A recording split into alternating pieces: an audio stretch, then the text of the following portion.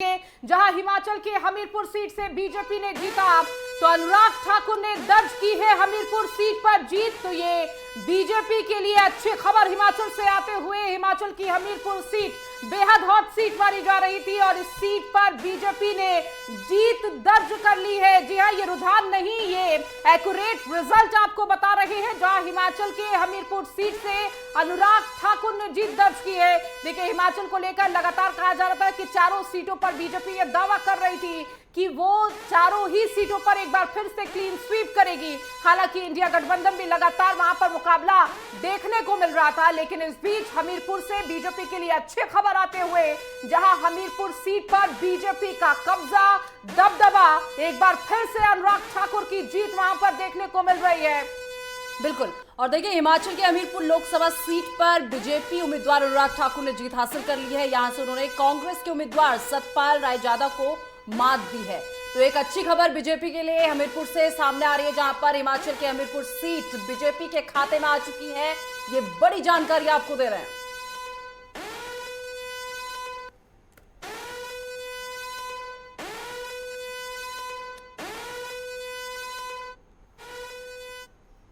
और चलिए, इसी बीच एक और बड़ी खबर से आपको रूबरू करा दे। इस वक्त की बड़ी खबर आपको दे रहे हैं, जहां पर आपको बता दें, यूपी में सभी 80 सीटों पर रुझान आ गए हैं और इसी के साथ समाजवादी पार्टी सबसे बड़ी पार्टी बनने की ओर है। और आपको बता दें कि सपा 36 सीटों पर आगे, तो बीजेपी 33 पर आ गए और इसी के साथ 8 सीटों पर कांग्रेस, तो आरएलडी 2 सीटों पर आगे है। ये बड़ी जानकारी, जहां पर आपको बता दें कि यूपी की 80 सीटों के रुझान सामने आ चुके हैं और सपा एक बड़ी पार्टी की ओर जो है बनने के लिए अग्रसर है। और इसी के साथ आपको बता दें कि समाजवादी पार्टी सबसे बड़ी पार्टी बनने की ओर है।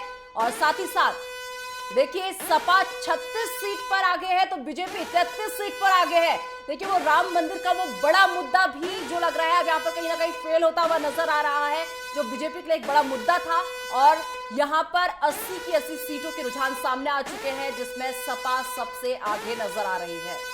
तो उत्तर प्रदेश एक ऐसा प्रदेश जहां कहा जाता है कि दिल्ली का रास्ता उत्तर प्रदेश से होकर जाता है, और इसी उत्तर प्रदेश में बीजेपी को भर भर कर वोट मिले थे, भर भर कर जन समर्थन मिला था, चाहे वो 2014 हो या फिर 2019। लेकिन अब देखिए, 2024 में ये तस्वीर बदल गई है और अखिलेश यादव के पक्ष में, यानी कि समाजवादी के पार्टी के पक्ष में ये पूरा नतीजा जाता हुआ। और ये पहली बार ये मौका होगा जब अखिलेश यादव के नेतृत्व में कोई पार्टी इतने आगे जाते हुए नजर आ रही है, क्योंकि जब से अखिलेश यादव ने पार्टी की कमान संभाली है, तब से एक भी जीत दर्ज नहीं की गई है और कहीं ना कहीं उनके नेतृत्व पर सवाल खड़े किए जा रहे थे। लेकिन इस बीच 2024 में यह तस्वीर बदल चुकी है।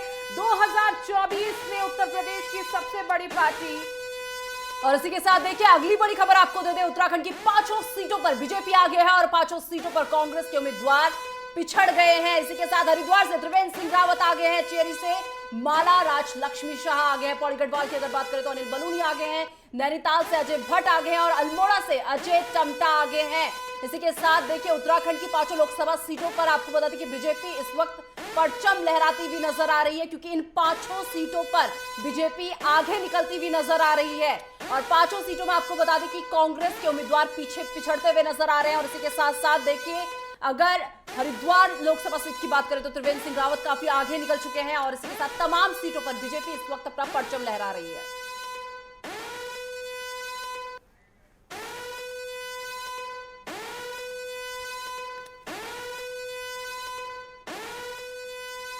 तो ग्राउंड जीरो पर इस वक्त क्या तस्वीरें हैं, हमारे साथ संवाददाता भी जुड़ चुके हैं, राम अवतार आजमगढ़ से हमारे साथ जुड़ चुके हैं, इसके साथ ही राघवेंद्र हमारे साथ स्टेट हेड लखनऊ से जुड़ चुके हैं। राघवेंद्र, सबसे पहले आपके पास आते हुए, क्योंकि जिस उत्तर प्रदेश को तमाम पार्टियां लगातार दावा कर रही थी, एनडीए एक तरफ 80 का 80 दावा कर रही थी, तो वही इंडिया गठबंधन के भी अपने दावे थे। लेकिन जो सच्चाई सामने आ रही है कि समाजवादी पार्टी इस वक्त उत्तर प्रदेश में लीड करते हुए नजर आ रही है।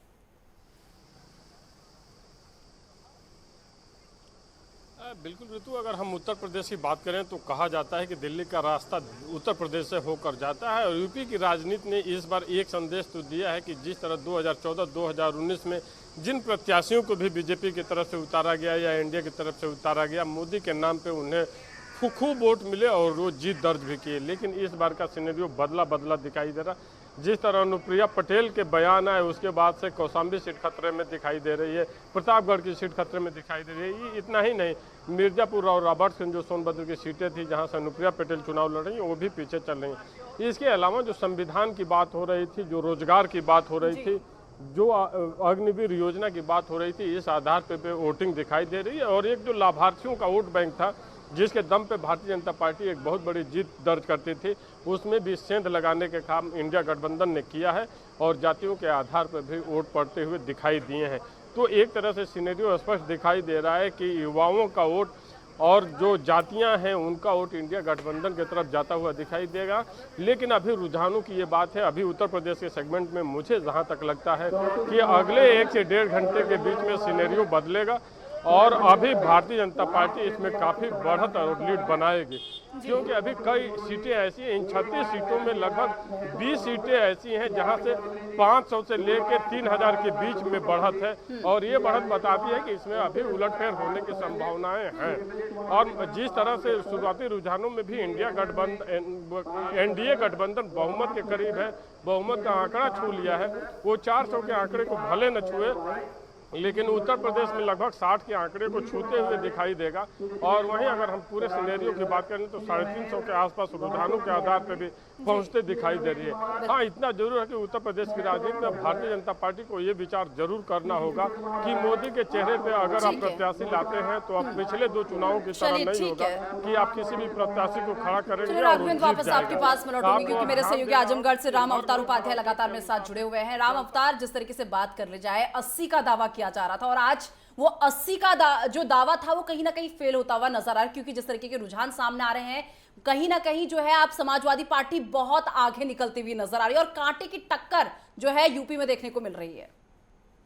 देखिए रितु जी, मैं बता दूं कि आजमगढ़ ही नहीं बल्कि पूर्वांचल में लगभग समाजवादी पार्टी इसलिए लीड कर रही है कि इन्होंने जो मुद्दा उठाया था वो रोजगार और महंगाई, जो कि लोगों से डायरेक्ट जुड़ रहा था। और 2014 में आप देखेंगे तो मोदी जी ने भी महंगाई और रोजगार के मुद्दे से काफी क्लीन स्वीप करने का प्रयास किया था, जो कि देखिए आज हर घर में महंगाई और बेरोजगारी का मुद्दा घर कर रहा। साथ में राहुल गांधी ने संविधान परिवर्तन की बात कही थी, जो काफी हद तक लोगों के चेहरे में बैठी और इसी का असर दिखा कि दोनों जो युवा हैं राहुल गांधी और अखिलेश यादव ने कहीं ना कहीं बढ़त बना ली है। लेकिन एक बात ये स्पष्ट कर देना चाहता हूं कि जो भी अभी जो रुझान आ रहे हैं ये शाम तक कुछ क्लियर होंगे इसमें, कारण कि जितनी भी सीटों पर आगे पीछे हो रही है वो लगभग 5000 से कम की मार्जिन पे चल रहे हैं। लेकिन आजमगढ़ की अगर हम बात करें, आजमगढ़ में 2 लोकसभा है, आजमगढ़ में 2 लोकसभा है, आजमगढ़ में अभी स्थिति क्या कुछ है, क्योंकि कई बार ऐसा देखने को मिल रहा है जहां निरहुआ आगे चल रहे हैं लेकिन आगे पीछे की वो स्थिति आजमगढ़ में भी देखने को मिल रही है। देखिए मैं आपको बता दूं कि आजमगढ़ में 2 लोकसभा सीटें हैं और दोनों पर समाजवादी पार्टी आगे चल रही है। आजमगढ़ सदर की बात करते हैं तो लगभग 60,000 के मतों से धर्मेंद्र यादव आगे चल रहे हैं, तो वहीं नीलम सोनकर दरोगा से पीछे चल रही हैं। लेकिन कुल मिलाजुला करके आजमगढ़ की जो यहाँ पर रोजगार, महंगाई और यहाँ पे जातिगत आधार पर जो मतदान हुए हैं इसका असर अब साफ दिखने लगा है। रोजगार महंगाई से जहां युवा प्रभावित हुए हैं तो वहीं महंगाई को लेकर के कुछ वर्ग जहां इस पर बदले हैं, तो मुसलमानों का वोट जो है वो एक अल्पसंख्यक पूरी तरह से एक तरफा वोट किए हैं और हिंदू बंटवारे में आ गए हैं। इसी का कारण दिखाई दिया है कि आज जो बल्कि यूपी में समाजवादी पार्टी को काफी हद बढ़त मिली है। ठीक है राम अवतार, ठीक है राम अवतार, आपके पास लौटेंगे और आजमगढ़ की क्या कुछ स्थिति है वो जानेंगे। राघवेंद्र, आपके पास आते हुए चूंकि आजमगढ़ का जिक्र हो रहा था, उस दौरान कहा जा रहा था कि जिस तरह से निरहुआ ने काम किया है वहां पर लोगों का भारी जन समर्थन भी देखने को मिला था। कई ऐसी सीटें हैं जहां पर जन समर्थन ये माना जा रहा था कि भारतीय जनता पार्टी के पक्ष में जाएगा और जिस तरह से उत्तर प्रदेश में राम लहर भी देखने को मिली थी। लेकिन इन सब के बावजूद अब बीजेपी को सोचने की जरूरत है कि रुझान कब एग्जैक्ट उसमें आंकड़ों में बदल जाए ये कहा नहीं जा सकता है। और बीजेपी अगर इतनी सीटों पर हारती हुई नजर आ रही है तो कहीं ना कहीं बीजेपी के लिए यह सेटबैक रहने वाला है।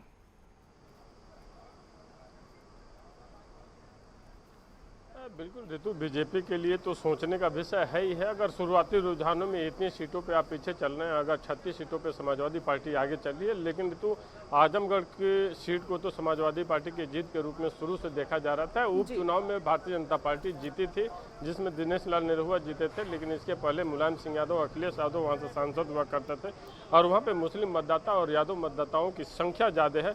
इतना ही नहीं, इंडिया गठबंधन का भी फायदा अखिलेश यादव को मिला है। कांग्रेस का वोट समाजवादी पार्टी को ट्रांसफर होता हुआ दिखाई दे रहा है, लेकिन फिर भी उत्तर प्रदेश के सिनेरियो में फिर से मैं कहना चाहूँगा कि ये जो रुझान है, जिसमें 500 से लेकर 5000 के आसपास में लगभग 20 सीटों पे बढ़त है इंडिया गठबंधन की, उसमें अभी आने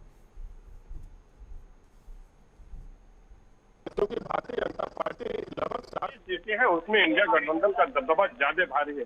लेकिन इस चुनाव ने एक संकेत दिया है कि पीएम मोदी अगर किसी भी प्रत्याशी को उतारते हैं तो 2014, 19 वाली बातें नहीं है। अब जनता मुख्य मुद्दे को देखना चाहती है, रोजगार को देखना चाहती है, महंगाई को देखना चाहती है। इसके अलावा जो योजनाएं हैं आती है, महंगाई को देखना चाहती है। इसके अलावा जो योजनाएं हैं आपने लाभ तो पहुंचाया, लेकिन उस लाभ पे भारी रहा इंडिया गठबंधन, जो आरक्षण की बात और जो संविधान की बात समझाना चाहते थे।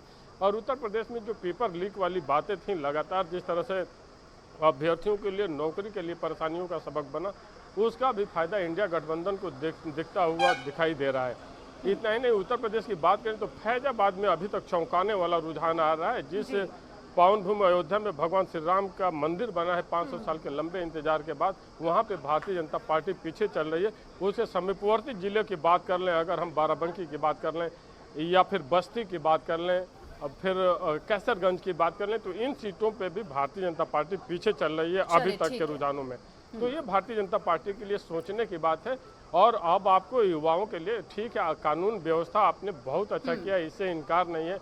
महिलाओं का वोट भी आपको मिला है, ऐसा देखने को मिल रहा है, लेकिन कहीं ना कहीं इंडिया गठबंधन ये बात समझाने में सफल होता हुआ दिखाई दे रहा है। संविधान बचाना है, आरक्षण बचाना है, लोकतंत्र बचाना है, और गरीबों को लगा कि अगर ये सरकार में आते हैं तो संविधान बदल देंगे।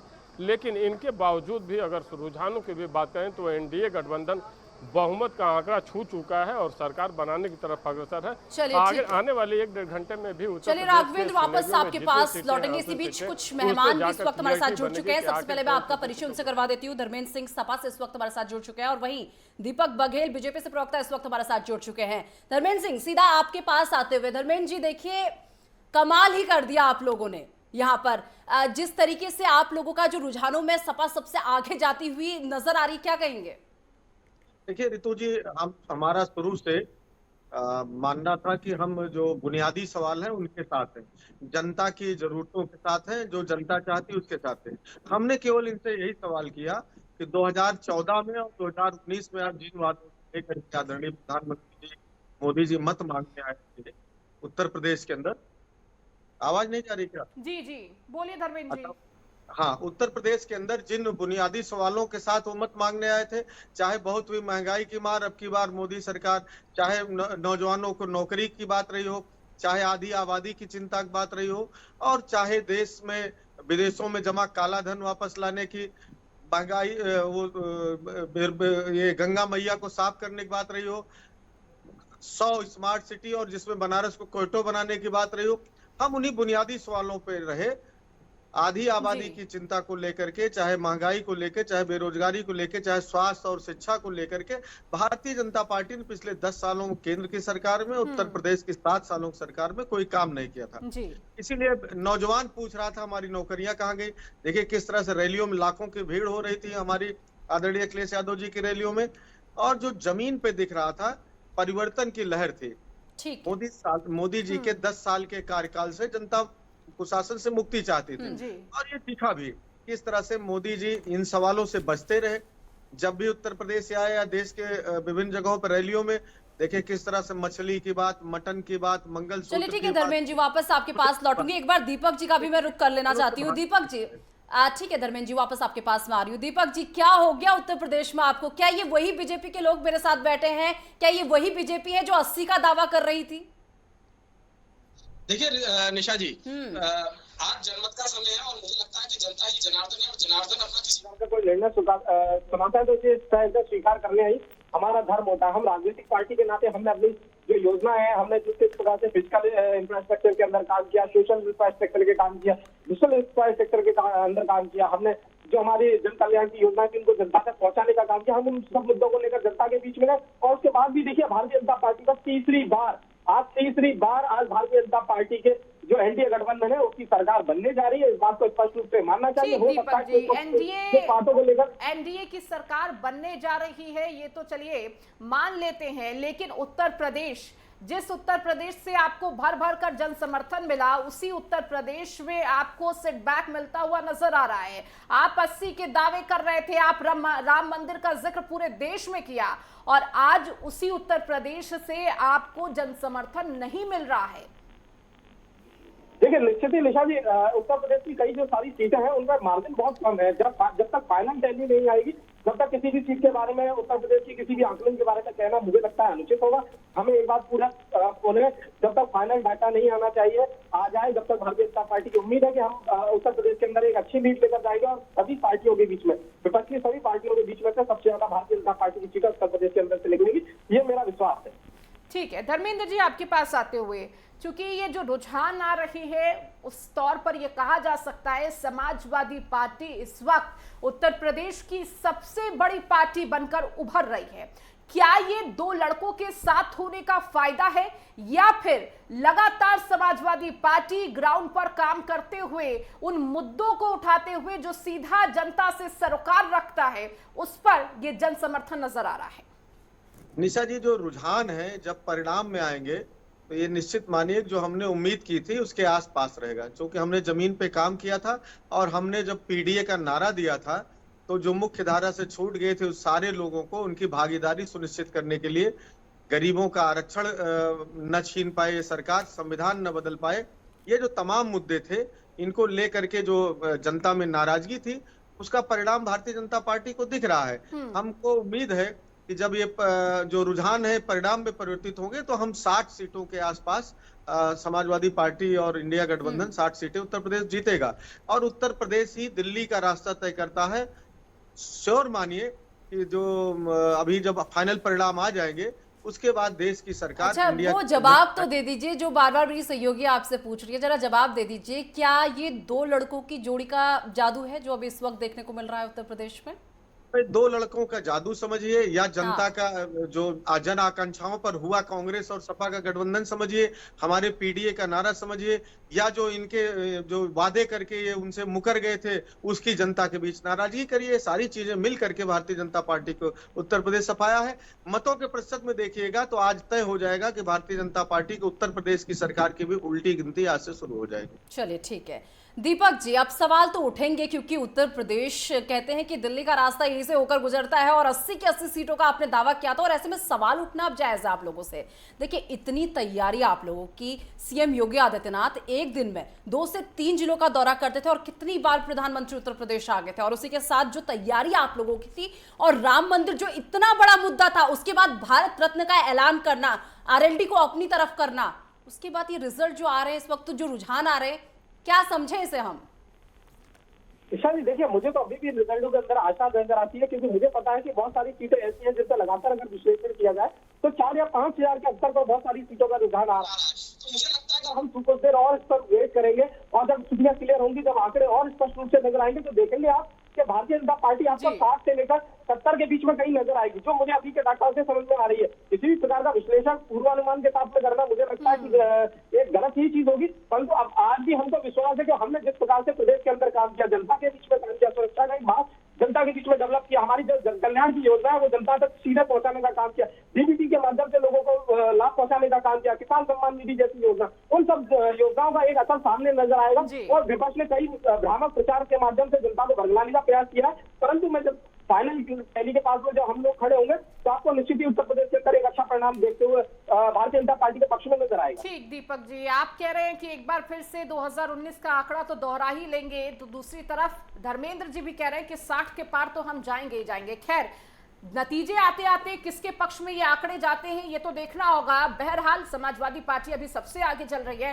राम अवतार, आपके पास आते हुए, चूंकि आजमगढ़ का अगर जिक्र करते हैं तो देखिए हमेशा कहा जाता है कि समाजवादी पार्टी का गढ़ है, इसी गढ़ पर सेंध लगाई बीजेपी ने, लेकिन एक बार फिर से इसी गढ़ को साधने में समाजवादी पार्टी एक बार फिर से नजर आ रही है कि ये गढ़ फिर से वापस लेगी समाजवादी पार्टी।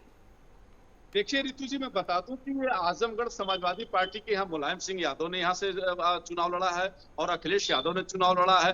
देखिए ये 2022 में जब धर्मेंद्र यादव ने यहाँ पर कमल खिलाया था तो कुल मिला जुला करके जो जनता और युवाओं के बीच में जो कड़ी है बेरोजगारी, महंगाई, इससे लेकर के जो जुड़े थे, और 2014 में जब मोदी सरकार आने वाली थी तो उस समय भी 2 करोड़ नौकरियां देने की बात कही गई थी, तो बेरोजगारी हटाने की बात कही गई थी और महंगाई को कम करने की बात कही गई थी, तो मोदी सरकार पूर्ण बहुमत से आई थी। ठीक वही अंदाज में 2019 में भी चुनाव लड़ा गया था, लेकिन 2024 में आप देखेंगे जितनी भी कैंपेनिंग हुई है, कहीं ना कहीं भारतीय जनता पार्टी की तरफ से न तो महंगाई पे कुछ कहा गया है, न तो बेरोजगारी पे कहा गया है। और संविधान को लेकर के जैसे ही राहुल गांधी और अखिलेश यादव ने जहां युवाओं के दिलों में घर बना ले गए कि आज अग्निवीर को हम हटाएंगे, रोजगार देंगे, महंगाई कम करेंगे, संविधान को बचाएंगे, तो इसे लेकर के कहीं ना कहीं यूपी में ये दोनों लोगों का जादू चला है। और दोनों युवाओं का जो जादू चला है ये युवाओं पे ही चला है ज्यादातर,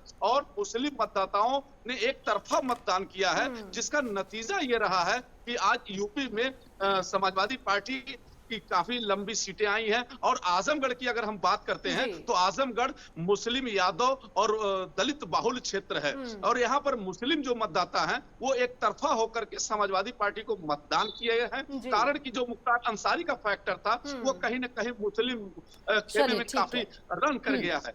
ठीक है राम उपाध्याय, बहुत शुक्रिया आपका।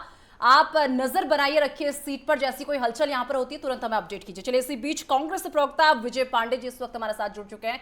सर बहुत स्वागत है आपका। सबसे पहले जो रुझान इस वक्त सामने आ रहे हैं उस पर एक रिएक्शन आपका चाहेंगे। देखिए पिछली बार जब मैं आपके साथ आपके चैनल पे था तो मैंने बहुत साफ लफ्ज में भारतीय जनता पार्टी के प्रवक्ता से कहा था कि ये चुनाव उत्तर प्रदेश में ये चुनाव उनके हाथ से निकल चुका है और जनता क्लियर मैंडेट इंडिया गठबंधन को दे रही है। अभी भी बहुत सारी सीटें क्लोज मार्जिन पे हैं। कांग्रेस की 2 सीटें बहुत क्लोज मार्जिन पे हैं, बांसगांव और फतेहपुर सीकरी। हम लोग निश्चित तौर पे जैसे जैसे रुझान और आएंगे हम लोग आगे निकलेंगे तो कांग्रेस 7 नहीं 9 सीटों पे आपको आगे बढ़त मिलेगी, दिखेगी आपको। और ये चुनाव लोकतंत्र पे, संविधान पे, बेरोजगारी जैसे मुद्दों पे लड़ा गया और उत्तर प्रदेश के युवाओं ने, जैसे कि अभी आजमगढ़ से लाइव थे आपके जनरल।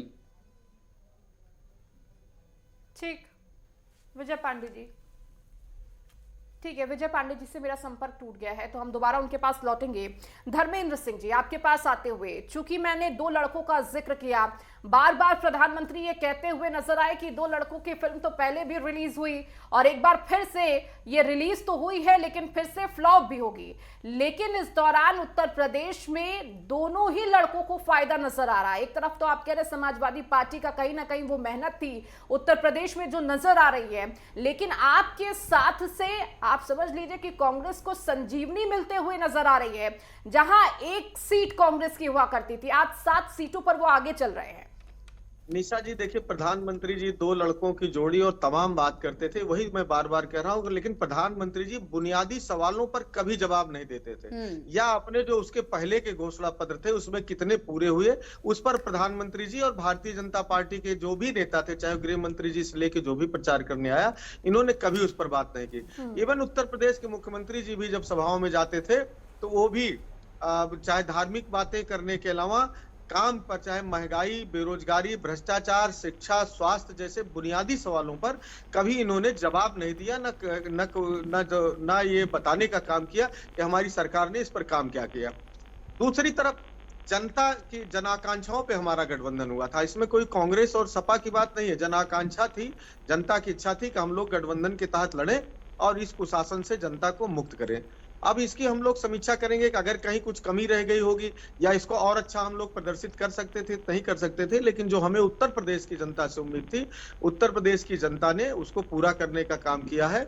और मैं जैसे पहले मैंने बताया कि जब ये रुझान परिणाम में परिवर्तित होंगे तो उत्तर प्रदेश से भारतीय जनता पार्टी के सफाया करने का पहला चरण आज दिख जाएगा। ठीक है विजय पांडे जी, आपके पास आते हुए, चूंकि बात भी आपकी बीच में कट गई थी, क्योंकि जिस तरह से 60 सीटों पर आपने कहा कि वो 9 भी हो सकती हैं, 17 में से अगर 9 सीटों पर आप आगे चल रहे हैं, 7 सीटों पर तो चल ही रहे हैं, 9 सीटों पर थोड़ा बहुत अंतर है, कहीं ना कहीं कांग्रेस के लिए तो ये उत्तर प्रदेश में अपनी जमीन जो खोई हुई थी उसको तो आपने पा लिया है। साथ ही साथ चूंकि आपने बहुत सारे वादे दावे भी किए थे और कहीं ना कहीं जनता उस पर भरोसा कर रही है और अखिलेश यादव का साथ आना आपको फायदेमंद साबित हुआ है। जी निश्चित तौर पे उत्तर प्रदेश में जिस तरीके से इंडिया अलायंस ने कैंपेन किया, दोनों नेताओं ने एक साथ रैलियां की और सबसे ऑर्गेनिक जो अलायंस हो सकता था वो उत्तर प्रदेश में दिखा। उत्तर प्रदेश में इस अलायंस का बेस्ट फॉर्म जो हो सकता था इंडिया अलायंस का, वो हम लोगों ने देखा। राहुल जी और अखिलेश जी की जोड़ी ने कमाल किया है और वो रिजल्ट में दिख रहा है, वो आप लोग भी देख पा रहे होंगे, पूरा देश देख रहा है। जो उत्तर प्रदेश में दावा कर रही थी भारतीय जनता पार्टी की वो 80 सीट जीत जाएगी, वो कहाँ सिमट गई है वो पूरा देश देख रहा है।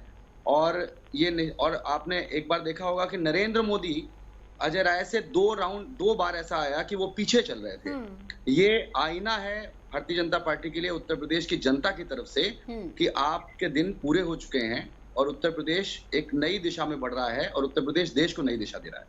चलिए ठीक है, दीपक जी काफी देर से हमारे साथ बने हुए हैं। दीपक जी, आप मुस्कुरा भी रहे थे जब वाराणसी से 2 बार प्रधानमंत्री जो है पीछे। चलिए इसी बीच आपको थोड़ा सा मैं रोकना चाहूंगी, इसी बीच एक बड़ी खबर सामने आ रही है, गांधीनगर सीट से अमित शाह जीत गए हैं, ये बड़ी जानकारी आपको दे दें। और इसी के साथ 5 लाख से ज्यादा वोटों से जीते हैं अमित शाह। और इसी के साथ ही आपको बता दें बड़ी जानकारी, मंडी लोकसभा सीट से कंगना रनौत जीत गई है, ये बड़ी जानकारी आपको दे रहे हैं। विक्रमादित्य सिंह को कंगना रनौत ने हरा दिया है। और इसी के साथ देखिए आपको बता दें कि झालावाड़ से दुष्यंत सिंह जीते हैं और साथ ही साथ कांग्रेस की उर्मिला जैन को उन्होंने मात दी है। तो ये बड़ी जानकारी आपको दे रहे हैं। हिमाचल के हमीरपुर सीट को बीजेपी ने जीत लिया। और इसी के साथ मंडी का जिक्र करें तो मंडी से कंगना रनौत जीती है, अनुराग ठाकुर ने जीत हमीरपुर से दर्ज की है, ये बड़ी जानकारी आपको दे रहे हैं। और गांधीनगर सीट से अमित शाह जीत चुके हैं, ये बड़ी जानकारी इस वक्त आपकी टेलीविजन स्क्रीन पर। 5 लाख से ज्यादा वोटों से अमित शाह ने जीत हासिल की है।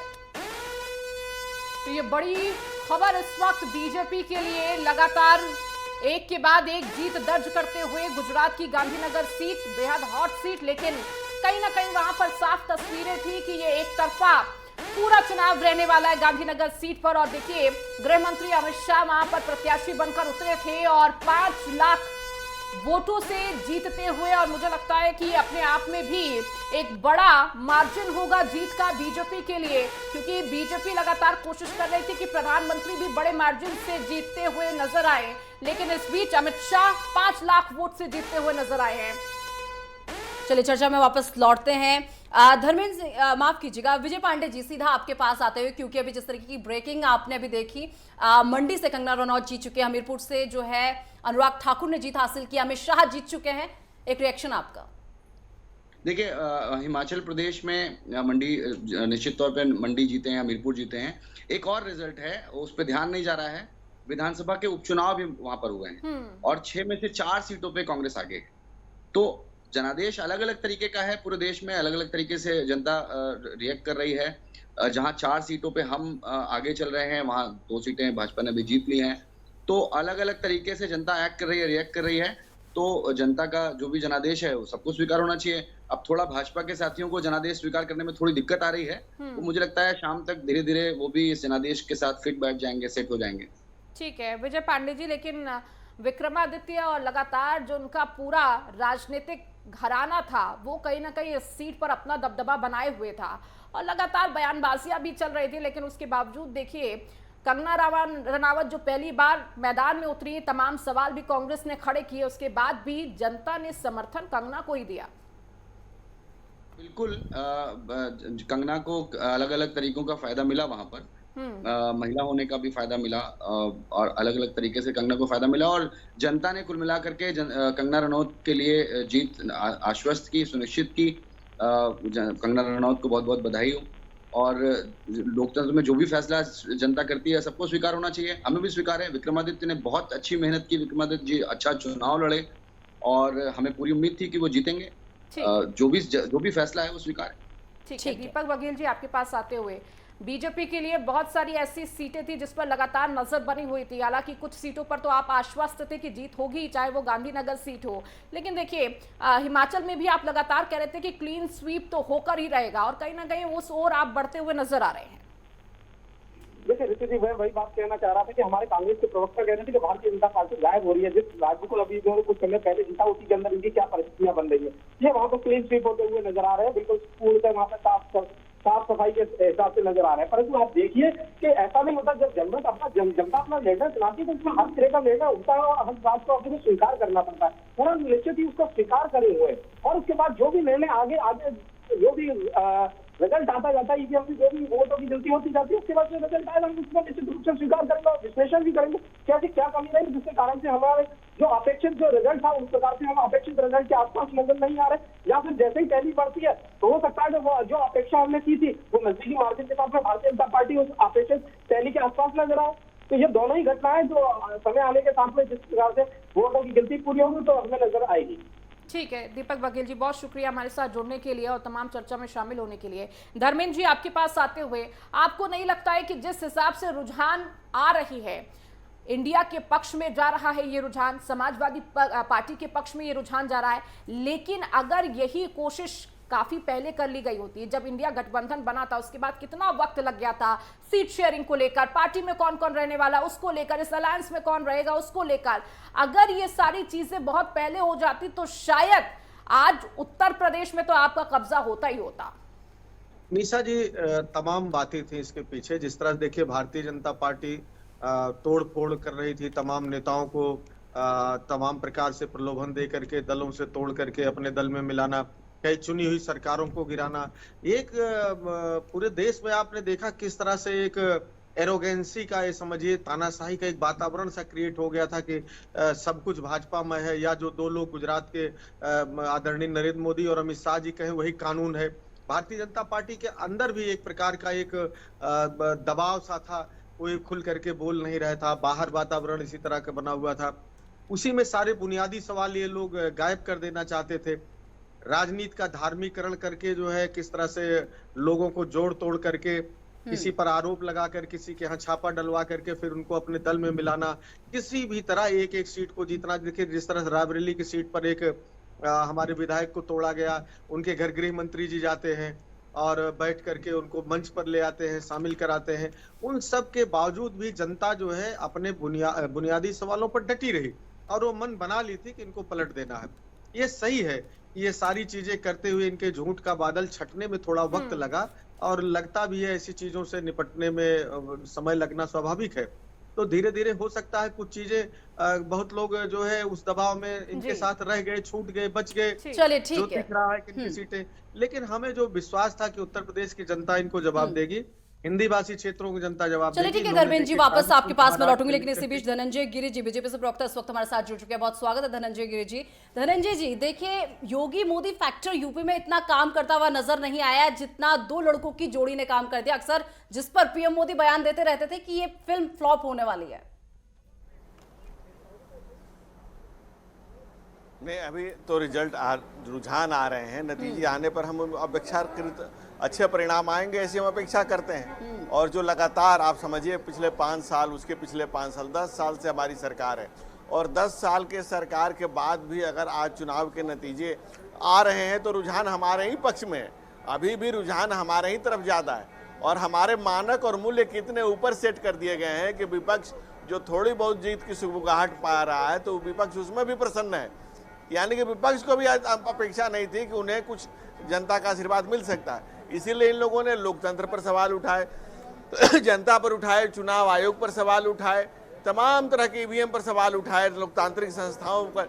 लोकतंत्र लोक लज्जा से चलता है, मर्यादाओं से चलता है। हमारे पुरखों ने असहमतियों की फसल बोई है, ये लहलहाता हुआ लोकतंत्र उसी की बानगी है। लेकिन इंडी गठबंधन के लोगों ने लोकतंत्र का जो लोमहर्ष किया, जो मजाक उड़ाया, जिस ढंग से संवैधानिक संस्थाओं पर सवाल खड़े, ये किसी भी स्वस्थ लोकतंत्र और स्वस्थ परंपरा के लिए अच्छा नहीं है। और दूसरी बात जो आप कह रहे हैं कि पिछले 10 साल में हमारे विपक्ष क्यों खुश नहीं होगा? भाई देखिए, खोई हुई जमीन अगर वापस मिल रही है तो क्यों खुश नहीं होगा विपक्ष? चलिए धर्मेंद्र जी आपके पास में आऊंगी, लेकिन उससे पहले मैं एक बार विजय जी का जो है रुख करना चाहूंगी। विजय जी, देखिए सरकार बने ना बने वो एक अलग बात है, लेकिन आज सेटिस्फेक्शन एक अलग लेवल का रहेगा। जी बिल्कुल सेटिस्फैक्शन है, और सबसे बड़ी बात है हमारे लिए, सबसे बड़ी उपलब्धि ये है कि कांग्रेस पार्टी हमेशा से आज़ादी की लड़ाई की विरासत को संभाले हुए चलने की कोशिश करती रही है, और संविधान बनाने से लेकर के संविधान को बचाने तक की लड़ाई में हम सफल रहे हैं। ये हमारे लिए बड़ी उपलब्धि की बात है। हमने ये चुनाव संविधान और लोकतंत्र के नाम पे लड़ा और हमें जनता का पुरजोर समर्थन मिला। ये सबसे बड़ी उपलब्धि है कांग्रेस पार्टी के लिए, हमारे लिए। और भारतीय जनता पार्टी को ये अभी बीजेपी के प्रवक्ता जो कह रहे थे कि ये बड़ा लोमहर्षक है और अच्छे हिंदी के शब्दों के साथ, असल बात यह है कि भारत की लोकतांत्रिक संस्थाओं के साथ जो भद्दा मजाक किया है भारतीय जनता पार्टी ने, उसके खिलाफ ये मैंडेट है। ठीक है, जो हाँ। अभी आपने 3 दिन पहले जो मजाक हुआ, जो साजिश हुई इस लोकतंत्र के खिलाफ, ये जो पूरा एग्जिट पोल के माध्यम से ऐसा लगा जैसे बीजेपी के आईटी सेल से कोई नंबर्स दिए गए हों और सबको +-10% करके दिखाना है, उसके साथ अब वो, और उस पर पूरे देश में ये, जब पूरे चुनाव में हमने कहीं मोदी की लहर नहीं देखी, बल्कि हमने पूरे उत्तर प्रदेश में हमने घूम करके देखा, आप लोगों के प्रवक्ताओं, आप लोगों के स्पोक्स जो भी रिपोर्टर्स हैं उन्होंने भी देखा होगा कि सब जगह मोदी के खिलाफ, भारतीय जनता पार्टी के खिलाफ माहौल था, और बताने की कोशिश की गई उन एग्जिट पोल से कि मोदी की लहर है। और हम तो बार बार कह रहे थे नतीजे जब आएंगे तो मोदी की कोई लहर नहीं होगी, और साफ दिख गया कि कोई लहर नहीं थी, कोई बात नहीं थी, और ये चुनाव लोकतंत्र और संविधान के नाम पे लड़ा गया और जनता का पुरजोर समर्थन हमें हासिल हुआ। ये हमारे लिए उपलब्धि की बात। ठीक है धर्मेंद्र जी, शायद आप कुछ रिएक्ट करना चाह रहे हैं धनंजय गिरी जी की बात पर। निशा जी भारतीय जनता पार्टी के साथ ही लोकतंत्र और तमाम दुहाई दे रहे थे। लोकतंत्र पे हम लोग ऐसे उंगली नहीं उठा रहे थे। तमाम सर देखिए, जिस तरह से निर्वाचन आयुक्त की नियुक्ति में इन्होंने प्रक्रिया को बदलने का काम किया लोकसभा के अंदर से, संसद के अंदर से, किस तरह जब काले कानून लेकर के किसानों पर आए थे तो राज्यसभा के अंदर बहुमत नहीं होने पर भी उसको जबरन पास हुआ मान लिया, क्योंकि संसद के अंदर की चीज कोर्ट में जा नहीं सकती थी, उसको किस तरह से बेईमानी से पास करने का काम किया। चंडीगढ़ के अंदर मेयर के चुनाव में कैमरे होने के बाद भी किस तरह से डेमोक्रेसी की हत्या की गई। इस तरह जिनके तमाम सांसद और सांसद प्रत्याशी, राजस्थान के उप मुख्यमंत्री किस तरह से संविधान बदलने की बात करते रहे, किस तरह से प्राइवेटाइजेशन किया जा रहा था, और उन संस्थाओं में जो गरीबों का और पिछड़ी जातियों का, दलितों का जो आरक्षण था उसको समाप्त करने की बात की जा रही थी, किस तरह से संवैधानिक संस्थाओं को अपनी जेब में बना के रखने का। आपको मैं निशा जी याद होगा 2014 में सीएजी की रिपोर्ट पर इतना हंगामा हुआ कि सरकार चली गई। आज आप बता नहीं सकते हैं सीएजी कौन है, कौन सीबीसी है, कौन सीआईसी है, कौन यूपीएससी का चेयरमैन है। इस तरह के संस्थाओं का इन्होंने गला घोट दिया, उसको अपने जेब में रखने का काम किया, उनसे विरोधियों को परेशान करना। दिल्ली के अंदर आबकारी घोटाले में 1 रुपए की रिकवरी नहीं, मुख्यमंत्री को जेल भेजा, आबकारी मंत्री को जेल भेजा, और तो और उनके एक सांसद को जिनका उस प्रक्रिया से कोई लेना देना नहीं, उनको जेल भेज दिया। तो इससे ज्यादा और डेमोक्रेसी की हत्या करना किसको कहते हैं? आप चाहते हैं, आपकी इच्छा तो ये थी कि चाइना और तमाम देशों की तरह चुनाव होना बंद हो जाए, मोदी जी हमेशा के लिए हो जाए, लेकिन हिंदुस्तान बहुत परिपक्व लोकतंत्र है, ये होने नहीं देगा। जनता जागरूक है, बिल्कुल, मतदाता जो बहुत जागरूक है और सभी को मौका दे रहे हैं कि किस किस पर भरोसा किया जाए। और देखिए इस वक्त आप बहुत कॉन्फिडेंस में नजर आ रहे हैं, लेकिन इसको बनाए रखना जनता के लिए वो कहीं ना कहीं बहुत महत्वपूर्ण हो जाता है कि जनता आप पर विश्वास करती रहे। और इस बीच धनंजय गिरी जी आपके पास आऊं, लेकिन उससे पहले सीधी तस्वीर आपको दिखाते हैं जहां पर हरीश रावत से खास बातचीत की है हमारे संवाददाता ने। को लेकर जिस प्रकार से मतगणना चल रही है और जिस प्रकार से जो रुझान आ रहे हैं, हमारे साथ पूर्व मुख्यमंत्री हरीश रावत जी हमारे साथ मौजूद हैं। सर, जिस तरीके के रुझान आ रहे हैं एनडीए बनाम इंडिया, और जिस प्रकार से इंडिया भी अब टक्कर देता हुआ दिखाई दे रहा है, क्या कुछ कहेंगे इसको? लोग इंडिया के पक्ष में हैं, लोग बदलाव चाहते थे, इंडिया को लाना चाहते थे। हमारे पास साधन नहीं थे। ये जो भी दिखाई दे रहा है, जो एनडीए का तामझाम दिखाई दे रहा है, वो साधनों के बल पर दिखाई दे रहा है। और फिर भी साधनहीन विपक्ष ने न केवल टक्कर दी है, बल्कि हम सरकार बनाने जा रहे हैं, इंडिया सरकार बनाने जा रही है, हमारा गठबंधन सरकार बनाने जा रहा है। जो 400 के पार कह रहे थे, सुबह उनको अपनी सीट पर लाले पड़ने लगे थे। सर यूपी, बंगाल, राजस्थान ये बड़े राज्य हैं और यहाँ पर मजबूती के साथ जिस प्रकार से कह रहे थे यूपी में खास तौर पर कि यहाँ पर जो है एनडीए जो है बढ़त बनाएगी, आगे बढ़ेगा, यहाँ से जो है सरकार बनती हुई दिखाई देगी, लेकिन वहाँ भी पिछड़ती हुई नजर आ रही है। एनडीए ना, एनडीए यूपी की जनता ने लॉक स्टॉक बैरल उनको रिजेक्ट कर दिया है। वो जितनी सीटें जीत भी रहे हैं वो जीत नहीं है। जो उनका अहंकार था, वो कहते थे 80, कई लोग तो उनको कई चैनल तो सीटें 80 हैं उनको 84 दे रहे थे। है?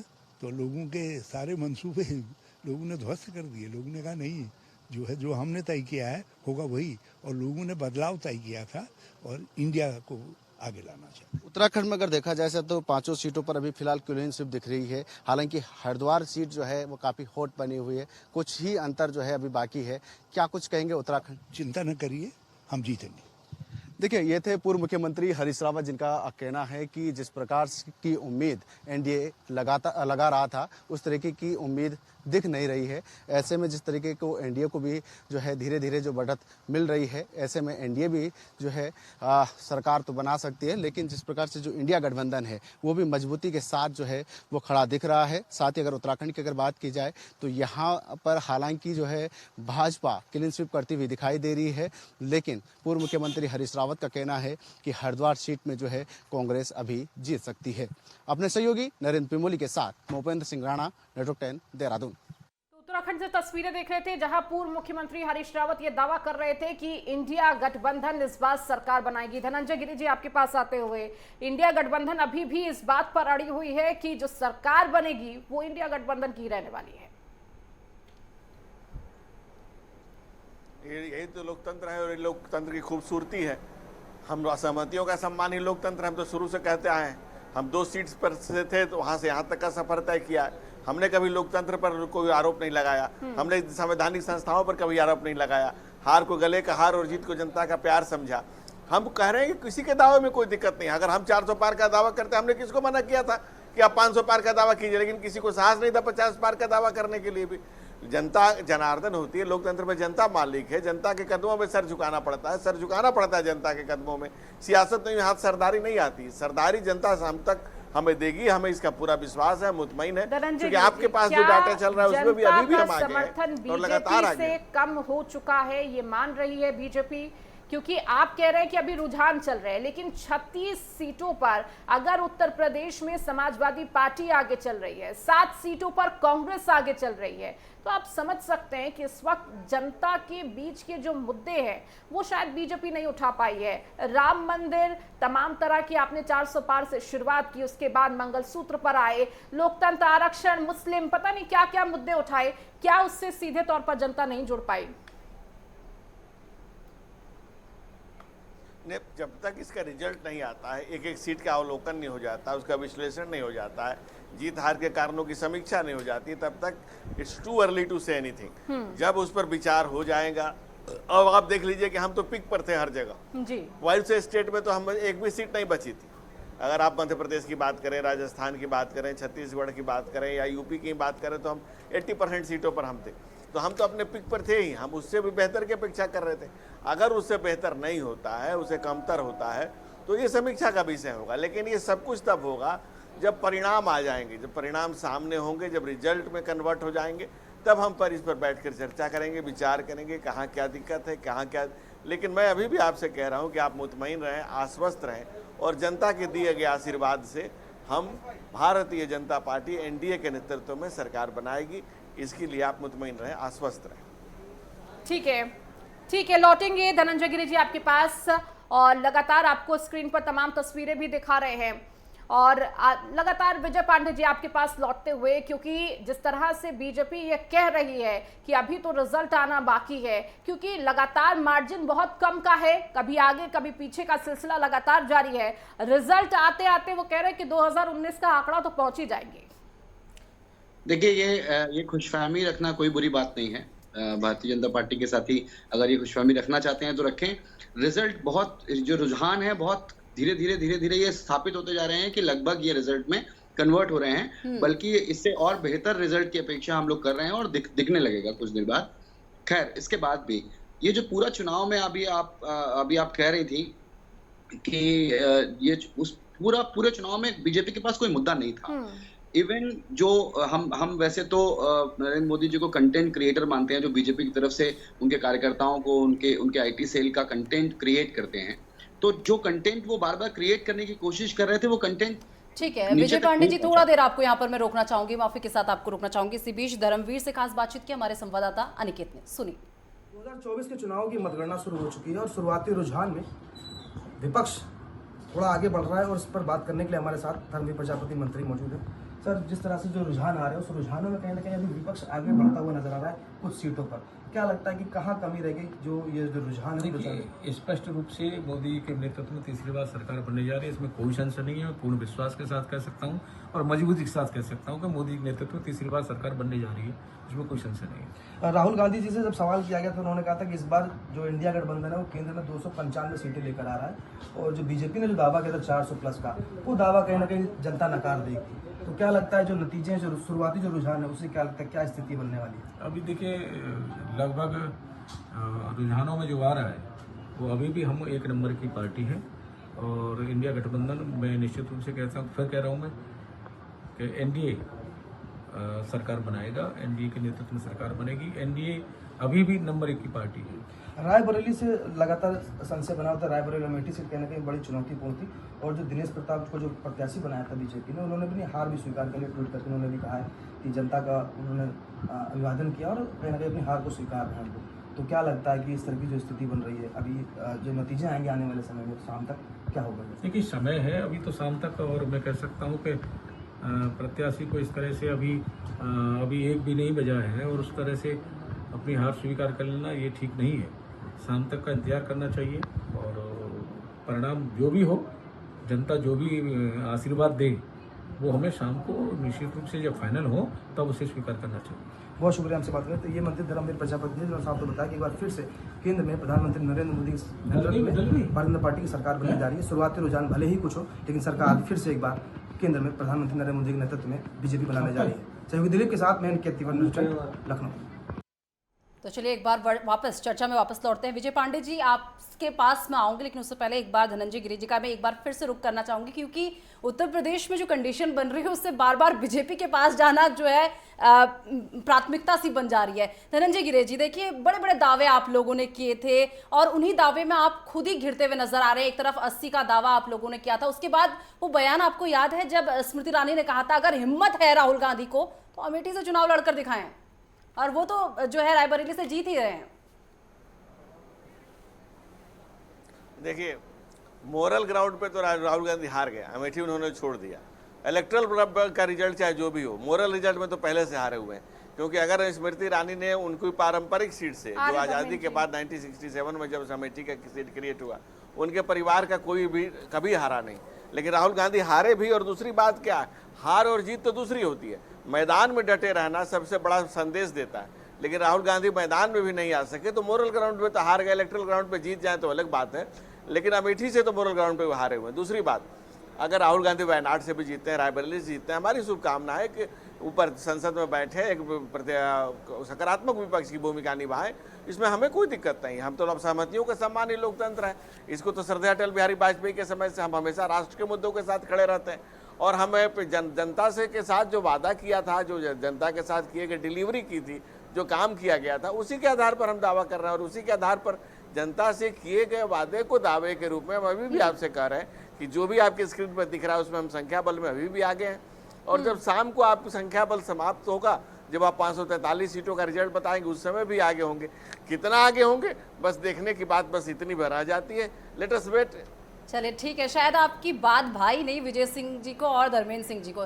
चलिए ठीक है, विजय जी शायद कुछ कह रहे, जल्दी से आप अपनी बात रखिए, उसके बाद धर्मेंद्र जी का एक बात कह रहा था कि जब कोई फैसला भारतीय जनता पार्टी लेती है किसी सीट पे तो उसे वो टैक्टिक्स बताते हैं, राजनीतिक सूझबूझ बताते हैं।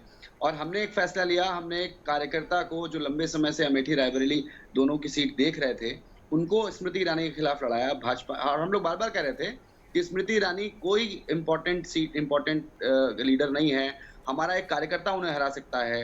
और हमने ये करके दिखाया, हमने एक कार्यकर्ता को वहां से टिकट दिया और वो निश्चित तौर पर जीत की तरफ आगे बढ़ रहे हैं। अब इसमें ये कहना कि वो नैतिक तौर पे हार गए हैं, ये सब बेमानी बात है। बात ये है कि हमने एक ऐसा एग्जाम्पल सेट किया है कि ये जो ट्रेंड सेट करने की बीजेपी कोशिश करती है, जो पिछली बार उन्होंने की भी, वो हो सकता है कि पिछली बार कुछ ऐसी बात रही हो कि जनता ने स्वीकार ना किया हो राहुल गांधी को। इस बार पहले दिन से बहुत साफ था कि कोई भी अमेठी से लड़ेगा कांग्रेस पार्टी की तरफ से, वो जीतेगा। शायद कुछ कह रहे थे आप, कंप्लीट कीजिए अपने सेंटेंस को। और वो सुनिश्चित हो गया कि हमारा एक कार्यकर्ता भी किसी भी सीट पे, अमेठी रायबरेली किसी भी सीट पे, वो कांग्रेस की सीट है, कांग्रेस के परिवार की सीट है, और वो हमेशा कांग्रेस के पास रहेगी। चलिए ठीक है। धर्मेंद्र जी, निशा जी कितने झूठे लोग हैं, ये 400 पार का नारा देने वाले अब फर्स्ट लार्जेस्ट पार्टी खुद स्वीकार कर रहे हैं, पूर्ण बहुमत भी नहीं पहुंच रहे हैं। और देखिए अमेठी की जहां तक बात कर रहे थे हमारे साथी, अमेठी में तो कांग्रेस पार्टी का इंडिया गठबंधन के एक कार्यकर्ता जा करके इनकी सबसे बड़बोले मंत्री को, जो पूरे देश को अपनी उंगलियों पर नचाना चाहती थी, संसद के अंदर किस तरह से झूठे आरोप बना करके लोगों पर आरोपित कर रही थी, उनको एक जमीन दिखा दिया, उनको उनकी जगह पहुंचा दिया, वापस कर दिया। पूरे देश के अंदर जो झूठ का वातावरण इन्होंने खड़ा किया था, चाहे इनके प्रधानमंत्री से लेकर के खुद भारतीय जनता पार्टी के नेता रहे हो, इनका 400 पार के खुद ही कह रहे हैं कि नारा वही था जिस तरह से इन्होंने 15 लाख का नारा दिया था कि विदेशों से काला धन ले आकर के नौजवानों को और देश के लोगों को 15 लाख रुपए खाते में देंगे, उसी तरह के इन्होंने नारा लगाया था। और ये आप आने दीजिए अभी अंतिम परिणाम आने तक, इनका ये सारा नारा, आप तो ये कह रहे हैं कि हम फर्स्ट लार्जेस्ट पार्टी सरकार बनाने का भी दावा कुछ देर बाद यही कहते नजर आएंगे, तो हमारा मनोबल बढ़ा था, इसलिए हम दावा कर रहे थे। चलिए ठीक है।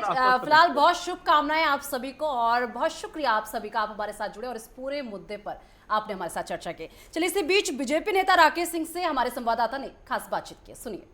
लग रहा है रुझानों से बीजेपी आसानी से सरकार बनाने जा रही है और नरेंद्र मोदी जी तीसरी बार प्रधानमंत्री की शपथ लेने जा रहे हैं, और ये हुआ है जनता के आशीर्वाद से, गरीबों के आशीर्वाद से, माताओं बहनों के स्नेह से, जो पिछले 10 सालों में मोदी जी के नेतृत्व में केंद्र सरकार ने काम किया है, उस पर ये जनता की मुहर है। कहीं ना कहीं एनडीए और इंडिया गठ आरोप प्रत्यारोप लगा रहे थे ईवीएम पर, क्या अब भी ऐसा ही होगा इंडिया गठबंधन? नहीं, वो तो बहाना ढूंढते हैं ना, उनको पता है, हर परीक्षार्थी को पता होता है कितना अंक आने वाला है, लेकिन कोई न कोई जैसे अपने पुरुषार्थ से कुछ नहीं आता है, कहीं से तुक्के से आ गया, कुछ आ गया, तो उसी के बाद वो अपना जो है बहाना बदल लेते हैं।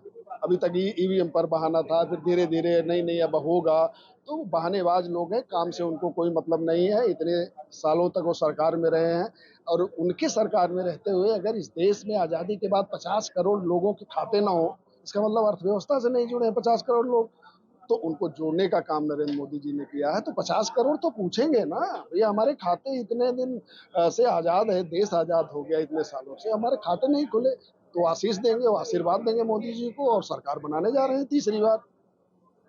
तो कह सकते हैं सर, आपकी तरफ से जिस तरह बातें की गई है, विकास के मुद्दे को लेकर बीजेपी आगे बढ़ी थी। हम विकास के मुद्दे पर 10 साल का ट्रैक रिकॉर्ड है। हम ये बताते हैं कि अगर उदाहरण के लिए शिक्षा के क्षेत्र में ले, हम बताते हैं 7 IIT बनाए हमने नए, 7 IIM बनाए, 15 नए एम्स बनाए, 350 हमने नए विश्वविद्यालय बनाए, हमने 4 करोड़ मकान बनाए हैं गरीबों के, हम 11 करोड़ शौचालय बनाए हैं, इज्जत घर बनाए हैं।